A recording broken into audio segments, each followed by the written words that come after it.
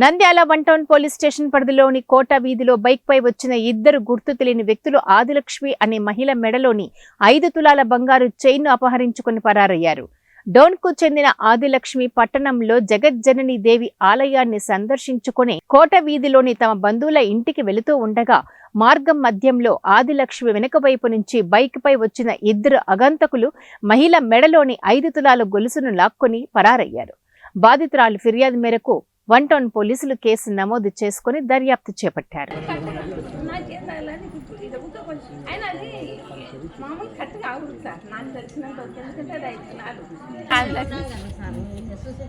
ఏ ఊరు మీది? మాది డోన్స్. ఇక్కడికి ఎందుకు వచ్చినారు? గుడికి పూజకు వచ్చినాను. పూజ చేసుకొని ఇంటికి మా అత్త వాళ్ళ ఇంటికి వస్తున్నాను. ఇక్కడ చైన్ తీసేసిన. అంటే బైక్ మీద వచ్చి తీసుకొని పోయినారా?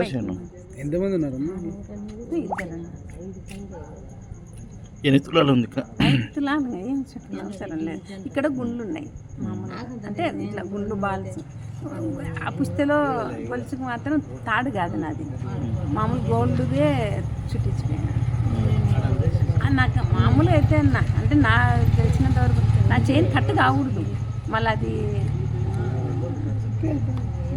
వాళ్ళ చేతులు